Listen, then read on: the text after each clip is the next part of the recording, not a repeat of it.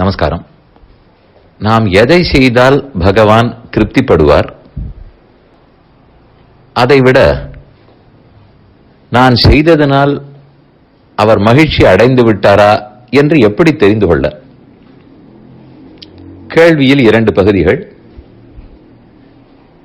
எதனால் அவர் திருப்தி அடைவார், திருப்தி அடைந்து விட்டாரா என்று எப்படி தெரிந்து கொள்வது? புராணத்தில் ஒரு ஸ்லோகம், வர்ணாசிரம ஆச்சாரவதா புருஷேண பரப்புமானு விஷ்ணுர் ஆராத்தியதே பந்தாக நான்யஸ் தத்தோஷகாரகா. பெருமானை ஆனந்தப்படுத்துவதில், திருப்திப்படுத்துவதில் இதை தவிர வேறு வழியில்லை என்று தெளிவாக சொல்லுகிறது. அவனவனுக்கு விதிக்கப்பட்ட தர்மம், கர்மம், தர்மம், அதை செய்து கொண்டு அன்றாடம் செய்ய வேண்டிய கர்மங்கள், அது நம்முடைய தாய் தந்தையர்களுக்கு செய்ய வேண்டிய திதி முதலானவைகள், தேவதைகளுக்கு செய்ய வேண்டிய பூஜைகள், நம்மை சுத்தப்படுத்திக் கொள்வதற்காக நாம் கடைபிடிக்க வேண்டிய ஆச்சார முறைகள், இவை எல்லாமே செய்ய வேண்டும். இத்தோடு பகவானுக்கு செய்யப்படும் பூஜை, நாம் கடைபிடிக்க வேண்டிய உயர் பண்புகள், இவை எல்லாம் இருக்குமானால் இது பெருமானை திருப்திப்படுத்துகிறது.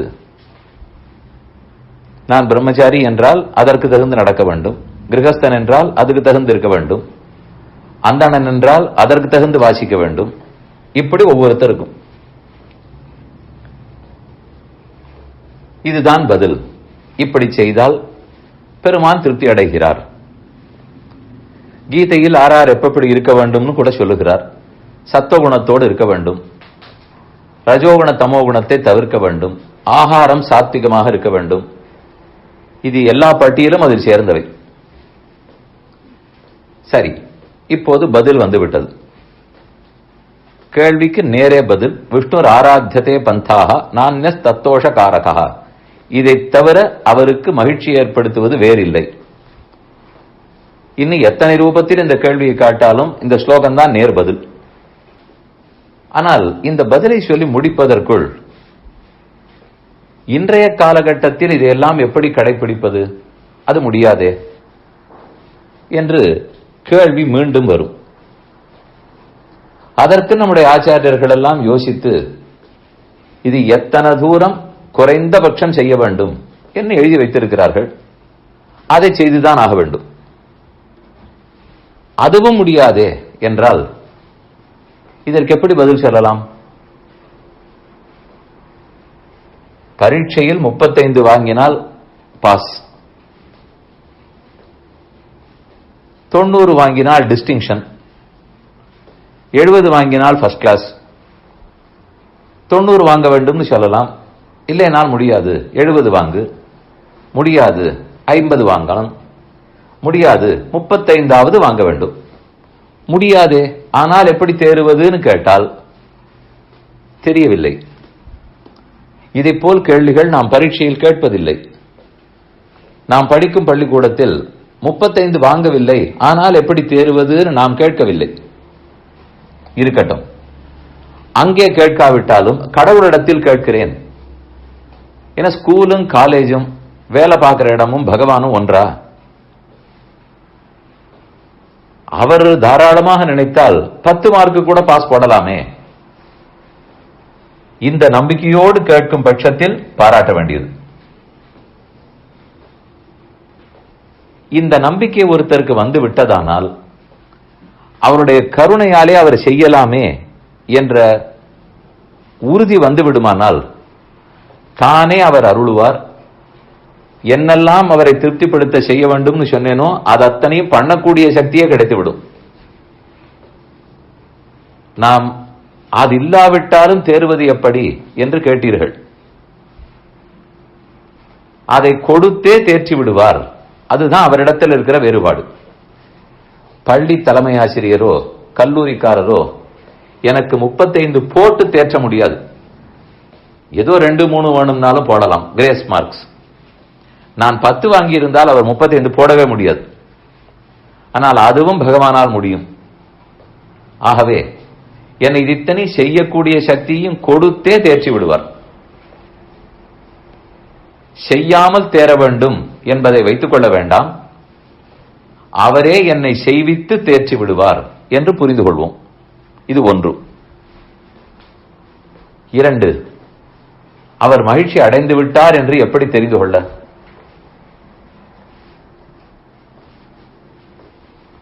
ஒரு குழந்தை பிறந்ததால் தாயார் மகிழ்ச்சி அடைந்தாள் என்று எப்படி தெரிந்து கொள்ளன்னு கேட்டால் என்ன சொல்லுவோம்? அந்த குழந்தை தவழ்ந்ததுன்னு தெரிந்து தாயார் மகிழ்ச்சி அடைந்தாளான்னு கேட்டால் என்ன சொல்லுவோம்? குழந்தை முதல் நாள் அம்மான்னு சொன்ன போது அம்மா மகிழ்ச்சி அடைந்து விடுவாளா, எப்படி தெரிந்து கொள்ளுதுன்னு கேட்டால் என்ன சொல்லுவீர்கள்? இது யாரும் இதுவரை கேட்டதும் இல்லை, பதில் சொல்ல வேண்டிய தேவையும் இல்லை. அவ்வளவு தூரம் தாய்க்கும் குழந்தைக்கும் உண்டான தொடர்பு. அதேபோல் நான் ஓரளவு இருக்க வேண்டிய முறைப்படி இருந்தாலே நிச்சயம் மகிழ்ச்சி அடைவார். அவர் ஒன்றும் வஞ்சனை செய்யவில்லை. என்ன குறைவாக செய்தாலும் மகிழ்ச்சி நிச்சயம் அடைவார். ஆனாலும் அதற்கு மேலும் நமக்கு சந்தேகம் இருக்கிறதுன்னு வைத்துக் கொள்வோம். அவர் பேரில் சந்தேகம் இல்லை, என் பேரில் சந்தேகம் இருக்கிறது. நான் ஒழுங்காக செய்தேனோ இல்லையோ. சரி, அதற்கு வழி, நாமே பரீட்சை எழுதி நாமே மார்க் போட்டுக்கொள்ள முடியாது. ஒரு பள்ளிக்கூடத்தில் படித்தாலும் அதற்கும் எக்ஸ்டர்னல் எக்ஸாமினர், அதற்கும் பப்ளிக் எக்ஸாம் எல்லாமே உண்டே. அது சரியாக இருக்க வேணுங்கிறதுக்கு தானே இந்த மரபுகள். அதுபோல்தான் சத் சங்கம், அதுபோல்தான் ஒரு குருவினிடத்தில் அண்டுதல். நாம் ஒழுங்காக நடந்திருக்கிறோமா, இது கண்டு பெருமான் மகிழ்ச்சி அடைவாரா என்று ஒரு சத்சங்கத்தில் இருந்தால் மற்ற பாகவதர்கள் சொல்லி விடுவார்கள். தப்பாக சொல்ல மாட்டார்கள், நம்மை திருத்தி பணிகொள்வார்கள். அதே போல் ஒரு குருவை அண்டி இருந்தோம் என்னால் அவரும் சொல்லிவிடுவார். எங்கு தவறுகிறாய், எங்கு உன்னை சரிப்படுத்திக் கொள்ள வேண்டும் என்று கூறுவார். சந்தேகத்தை எல்லாம் தெளிவிப்பார். இது சொன்னால் இந்த காலத்தில் சத்சங்கத்துக்கு எப்படி வழி என்று அடுத்த கேள்வி வரும். கண்டிப்பா வழி இருக்கிறது, பலவிடங்களிலும் நடக்கிறது. ஆன்லைன் சத்சங்கங்கள் கூட நடக்கின்றன. நமக்கு மற்றொருத்தர் சொல்லுவதை, பக்தன் சொல்லுவதை காது கொடுக்க கேட்கும் பணிவு வேண்டும். இருக்குமானால் நிச்சயம் நடக்கும். அதனால் சாது சமாகமம், சத்சங்கம், குருவனிடத்தை அண்டி வாழ்தல், இவை பெருமான் மகிழ்ச்சி அடைந்தாரான்னு தெரிந்து கொள்வதற்குண்டான மார்க்கங்கள். அவர்கள் நமக்கு பக்தியும் வளர்த்து கொடுப்பார்கள், தப்பாகும் போது திருத்தியும் கொடுப்பார்கள், ஒழுங்காக நடந்தேனா என்று பாராட்டவும் செய்வார்கள். அதனால் பெருமான் மகிழ்ந்தாரான்னு தெரிந்து கொள்வதற்கு வழி சத்துக்களுடைய சங்கத்தில் இருத்தல், அவர்களிடத்தில் பணிவோடு இருந்து பணிவிடை செய்தல், அவர்கள் அருளை பெறுதல். தன்னிடையே அவர்கள் சொல்லிவிடுவார்கள், பரீட்சையே வேண்டாம், எனக்கு மார்க்கே போட வேண்டாம் என்று நாம் எங்கும் சொல்லுவதில்லை. ஆகவே இங்கேயும் எதற்கு சத்சங்கம், எதற்கு குரு என்று கேட்டுக்கொண்டிருந்தால் தாராளமா எதற்கு பள்ளிக்கூடம், எதற்கு வாத்தியார், எதற்கு பரீட்சை, எதற்கு மார்க்கு எல்லாமே கேட்கலாமே. அது எதுவும் கேட்பதில்லை. அதனால் இதிலும் கேட்க வேண்டாம். நம்ம அனைவருக்கும் தெரிந்த பதில்களைத்தான் கூறியிருக்கிறேன். இதை உணர்ந்து செயல்படுவோம். நமஸ்காரம். ஒரு இல்லத்தரசி கேள்வி அனுப்பியிருந்தார். நான் சமைக்கும் போது பாசுரங்கள் சொல்லுகிறேன். திருப்பல்லாண்டு, திருப்பள்ளி எழுச்சி, திருப்பாவை. அவை எனக்கு பார்க்காமலும் தெரியும், புத்தகம் பார்க்க தேவையில்லை, சொல்லிவிடுகிறேன். ஆனால் அதற்கென்று தனியே உட்கார்ந்து சொல்லுவதில்லை, சமைத்துக் கொண்டே சொல்லுகிறேன். கேள்வி, அந்த பாசுரங்களின் பொருள் மனதில் பட்டு அந்த பொருளின் மூலம் இறைவனை தியானித்தல் நன்றாக இருக்கிறது, இதமாக இருக்கிறது. ஆனால் வேற எந்த வேலையிலும் ஈடுபடாமல் தனியே அமர்ந்து பாசுரங்களை சொல்லிக்கொண்டு பெருமானை உள்ளத்தில் நினைக்க முடிகிறது. ஆனால் அதற்கு எனக்கு நேரம் இல்லை. அதனால்தான் சமையலை பார்த்து கொண்டே பாசுரங்களை சொல்லுகிறேன். தளிகை பண்ணிக்கொண்டே சொல்லும்போது தியானிக்க முடிவதில்லை. ஏதோ தடங்கள், உப்பு போட்டோமா, புளி போட்டோமா, எவ்வளவு நேரம் வெந்திருக்கிறது, இதெல்லாம் பார்த்ததினால் பெருமான் நம் உள்ளத்தில் நிற்கவில்லை, தியானிக்கவில்லை. அதனால் எனக்கு தளிகையை பண்ணிக்கொண்டே இருக்கும் போதே தியானிப்பதற்கு வழி வேண்டும், அதுவும் மனம் சிதறாமல் இருக்க வேண்டும் என்று கேட்டிருந்தார். நியாயமான ஆசை. ஆனால் அது அவ்வளவு எளிதில் நிறைவேறிவிடாது. முதலில் நாம் தளிகை பண்ணி கொண்டிருக்கும் போது தியானிக்க வேண்டுமா, தியானத்தின் முழுமையும் அப்போது வருமா என்று நினைத்து பார்க்கவும். அது வருவதும் கடினம், அது தேவையும் இல்லை. பாசுரங்களை சொல்லிக்கொண்டு பண்ணினாலே அதனுடைய மனம், குணம் அந்த தளிகையில் பிரசாதத்தில் நன்கு தெரியும். பெருமானுக்கு அதுவே பிடிக்கிறது. அவர் தன்னை தியானித்துக் கொண்டு தளிகை பண்ணினால்தான் பிடிக்கும் என்று சொல்வதாக காணோம். பாசுரங்களின் மனத்தோடு அதன் சுவையோடு தளிகை இருந்தால் போதும் என்றுதான் நினைப்பார். அதனால் முழுமையாக தியானம் நிறைவேறவில்லையே என்றெல்லாம் கவலைப்பட வேண்டாம். பண்ணும் தளிகை பெருமானுக்கு மிகவும் மகிழ்ச்சி கொடுப்பதாக இருக்கும். இரண்டாவது, எப்படிப்பட்ட தியானம் கைவந்து நல்ல தியான யோக நிஷ்டையில இருப்பவருக்காக இருந்தாலும் வேறு ஒரு செயலில் ஈடுபட்டு இருக்கும் போது தியானம் சிறக்கும் என்று அப்படி கேள்விப்பட்டதில்லை. தியானத்தில் ஈடுபடுபவர்களுக்கு 2 நேரம் சொல்லப்பட்டுள்ளது. ஒன்று, எதிலும் ஈடுபடாமல் தியானத்தில் இருக்கும் நேரம். இரண்டாவது, குளித்தல், சாப்பிடுதல் முதலானவற்றில் ஈடுபட்டிருக்கும் நேரம். நீண்ட நாளைக்கு வேற எதிலும் ஈடுபடாமல் தியானித்த போது பெருமான் உள்ளத்தில் நிற்பார். அதற்கப்புறம் அந்த தியானத்திலிருந்து எழுந்த பிற்பாடும் வேறு காரியங்களில் ஈடுபட்டு இருக்கும் போதும் அவர் உள்ளத்தில் நிற்பார் என்று காணப்படுகிறது. ஆனால் அதெல்லாம் நாம் இருக்கும் நிலையிலே பரபரப்பு வாழ்க்கைக்குள்ளே நாம் ஒதுக்க போகும் 10-15 நிமிடங்களுக்குள்ளே அந்த நிஷ்டையெல்லாம் வந்து விடுவது அரிது. மேலும் அப்படிப்பட்ட நிஷ்டை இருப்பவருக்குத்தான் முக்தி என்று பெருமான் சொல்லவும் இல்லை. சித்த வேண்டா சிந்திப்பே அமையும் என்றார் நம்மாழ்வார். பதறாதீர்கள், கவலைப்படாதீர்கள். தியானம் என்பது சிந்திப்பு, அவரை பற்றி நினைத்தல், அது போதும். சரி, பின்ன எந்த நினைவுமே அவரை பத்தி இல்லாமலா தளிகை பண்ண?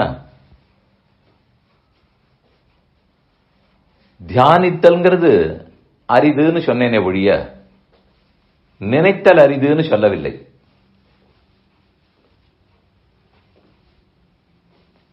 அவர் ஆத்மா, நான் சரீரம், இந்த நினைவோடையே சமைக்கலாம். அவர் சேஷி, தொண்டுகளை ஏற்பவர். அடியேன் சேஷன், தொண்டு செய்பவன். நான் தொண்டன், அவர் சுவாமி. அடியேன் தாசன், அவர் சுவாமி. இந்த எண்ணம் தாராளமாக இருக்கலாம். அது இருக்கவும் முடியும். அதற்கு தடங்களே வராது. அதனால் நீங்கள் தியானம் என்று எதை நினைத்து சொல்லுகிறீர்களோ அந்த கடினமான தியானத்தை மட்டும் வேறொரு செயலில் ஈடுபட்டுக் கொண்டு செய்ய முடியாது. கடைசியில் இதுவும் சிறக்காது, அதுவும் சித்திக்காது. சமையலும் ஒழுங்காக இருக்க வேண்டும், தியானமும் சித்திக்க வேண்டும். அதனால் இதை 3 பகுதிகளாக பார்த்தோம். முதலில் பாசுரங்களை சொல்லிக் கொண்டு சமைத்தாலே அது சுவையாக இருக்கும், அதுவே பகவானுக்கு பிடிக்கும். இரண்டாவது, சிறப்பான யோகிகளுக்கு யோகத்திலிருந்து எழுந்த பிற்பாடும் மற்ற அலுவல்களில் ஈடுபட்டு இருந்தாலும் அப்படியே யோகம் நிலைக்கும். அது இப்போது அரிது, நமக்கு அப்படியும் தேவையில்லை. சமைக்கும் போதே தியானிக்க முடியாவிட்டாலும் நினைக்க முடியும்.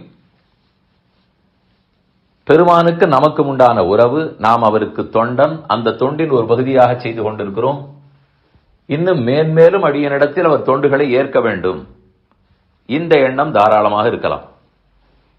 ஆழ்வார் ஆச்சாரியர்களுடைய கதைகள், பெருமானுடைய புராண கதைகள், விளையாட்டுகள், இவற்றையெல்லாம் சிந்திக்கலாம். இதுவே தியானம்தான். இல்லத்தரசிகருக்கு, ஸ்திரீகளுக்கு பெருமானுக்குண்டான புஷ்பம், சந்தனம், பிரசாதம் இவற்றை பண்ணி சமர்ப்பிப்பது ஆசையான கடமை. அதுல நினைவிருந்து நாம் அவனுக்கு அடிமை, அவருக்கு தொண்டு செய்கிறோம், இந்த எண்ணம் இருக்குமானாலே அதுவே சிறந்த தியானம். நமஸ்காரம். காஃபி குடிக்கலாமா? அது சாஸ்திரத்தில் ஏற்றுக்கொள்ளப்பட்டிருக்கிறதா? அதனால் நம்முடைய ஆகார நியமம், உணவு கட்டுப்பாடெல்லாம் தடைப்படுமா? அப்படி குடிக்கலாம் என்றால் அதை பெருமாளுக்கு நைவேத்தியம் பண்ணலாமா? அப்படி குடிக்க கூடாது என்றால் நைவேத்தியம் பண்ணக்கூடாது. அவருக்கு சமர்ப்பிக்காததை நாம சாப்பிடலாமா? இதெல்லாம் கேள்விகள். காஃபி சாஸ்திரத்தில் குடிக்கலாம்னு சொல்லப்பட்டிருக்கிறதா என்று கேட்டால், சாஸ்திரம் மிகவும் பழமையானது. அவ்வளவு ஏன், ஓரளவு நடுக்காலத்தில் வாழ்ந்த ஆச்சாரியர்கள் காலத்திலே கூட இது கிடையாது. அதனால் நம்முடைய ஆச்சாரியர்கள் எழுதின ஆகார நியமம் புத்தகத்திலும் இதை பற்றி காணப்படாது. இப்போதே உங்களுக்கு முடிவு தெரிந்திருக்கும். எப்போது அதில் காணப்படவில்லையோ அப்போது அது உண்ணத்தக்கதோ குடிக்கத்தக்கதோ அல்ல. இல்லையே, பல பேர் இல்லத்தில் சாப்பிட்டு பார்க்கிறோம், அதில் என்ன தவறு, இயற்கையாகத்தானே கிடைக்கிறது என்று துணை கேள்வி வரும். நானும் பார்த்திருக்கிறேன். காபி கொட்டை வாங்கி அதை வீட்டிலேயே வறுத்து, அதுக்குன்னு ஒரு சின்ன மெஷின் வைத்துக் கொண்டு பொடி பண்ணி, வேறு எந்த கலப்படமும் இல்லாமல் குடித்திருக்கிறார்கள், பார்த்திருக்கிறேன். அடியேனுக்கு பிறந்ததிலிருந்தே பழக்கம் இல்லை, குடித்து பார்த்ததில்லை. ஆனால் மற்ற பேர் பருகுவதை பார்த்திருக்கிறேன். இந்த நாளில் காபி பொடியாகவே கிடைத்து விடுகிறது, வாங்குகிறார்கள். அது ஒரு புறம். நான் சொல்வது அதற்கு முற்பட்ட நாட்கள். காபி கொட்டையை வாங்கி சின்ன மெஷின் வீட்டிலேயே வைத்துக்கொண்டு, ஒரு ரோலர் மாதிரி இருக்கும், அதிலே வறுத்து, அதுக்கப்புறம் இன்னொரு மெஷின் அதிலே பொடி பண்ணி மணமாக உண்பது. நான் எவ்வளவு அழகாக அதை விளக்கினாலும் அது புத்தகங்களில் கிடைக்கப் போவதில்லை, பழைய காலத்து புத்தகத்தில் இருக்காது. ஏன்? ஓரளவுக்கு பார்த்தால் இது 250 ஆண்டுகளுக்கு முன்பாகத்தான் பாரதத்துக்கு தெரியும் போல இருக்கிறது. அதற்கு முன்னால் அவ்வளவாக கேள்விப்பட்டதில்லை. எங்கோ இருந்திருக்கலாம், ஆனால் பிரபலமாக இல்லை. சரி, பழைய காலத்தில் இல்லாமல் போகட்டும். இப்போது ஒன்று கண்டுபிடித்தால் சாப்பிடக்கூடாதா? எல்லாரும் சாப்பிடுகிறார்களே. மருத்துவர்களே கூட இன்னதை அதிகமாக பயன்படுத்த வேண்டாம், அதிலே சில கெடுதல்கள் உள்ளன என்றுதான் சொல்கிறார்கள். சில ஆயுர்வேத சித்த மருத்துவம் அதெல்லாம் சாப்பிடும்போது, எங்கள் மருந்து நன்றாக வேலை செய்ய வேண்டுமானால் காஃபியை விட்டுவிட்டால் நல்லது, குறைக்கவானும் செய்யுங்கள் என்றும் சொல்கிறார்கள். ஆகவே அது புதியது, பழையதோட தொடர்பில்லைன்னு தெரிகிறது. மற்றொரு கோணம், பெருமானுக்கு நைவேத்தியம் பண்ண முடியாது. ஏனென்றால் பொடியை வெளியிலிருந்து வாங்குகிறோம். நீங்கள் சொல்லலாம், ஏன் ஒரு மைதா மாவோ ரவையோ ஆட்டாவோ அதெல்லாம் வெளியிலேருந்து வாங்கவில்லையா? உண்மையாக பார்த்தால் அதெல்லாமும் ஜாகிரதையாகத்தான் இருக்க வேண்டும். மற்றொன்று, இதுதான் சூடுபடுத்தப்பட்டு நெருப்பு காட்டப்பட்டு வருகிறது. அதனால் தான் வெளியிலிருந்து வந்தால் அதை பெருமானுக்கு நைவேத்தியம் செய்ய முடியாது. பச்சை காய்கறிகள் வாங்குகிறோம், கீரை வகைகள் வாங்குகிறோம், அது எல்லாமே பச்சை. அதற்கப்புறம் தான் நாம் சமைக்க போகிறோம். சரி, பொடி வாங்குவதே சொல்லுகிறீரே, அப்ப வெளியிலே போய் காபி சாப்பிடலாமா என்றால் அதே பதில்தான். அதனால் எப்ப பெருமானுக்கு நைவேத்தியம் பண்ண முடியாதோ சாப்பிட முடியாது. மற்றொரு கோணம், அது எதற்காக சாப்பிடுகிறோம்? அது என்ன வைட்டமின் இருக்கிறதா, புரோட்டீன்ஸா, என்னது அது? இல்ல, அது சாப்பிட்டால் தான் ஓடுகிறது, அப்போதுதான் உற்சாகமே வருகிறது.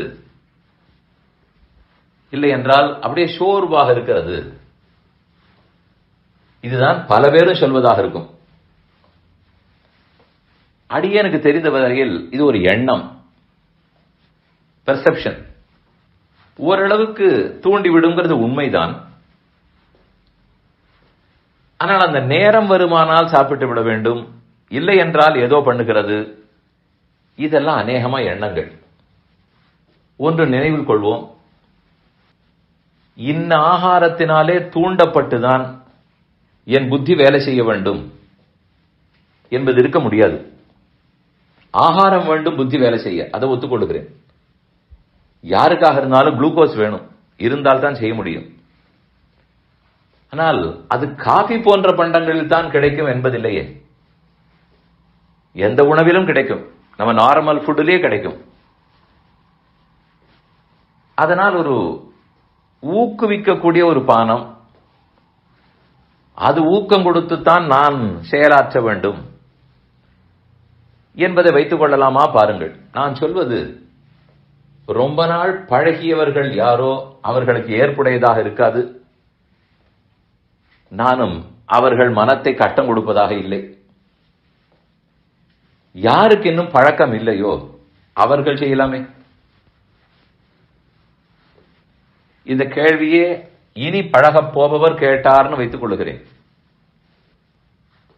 இப்படி சில கோணங்களாலே அதை தவிர்க்க முடியுமானால் தவிர்த்து விடலாம். பெருமானுக்கு நைவேத்தியம் இல்லை, சாஸ்திரங்கள் சொல்லப்படவே இல்லை. 250 ஆண்டுகளுக்கு முன்னால் இங்கு யாருக்கும் தெரியாது.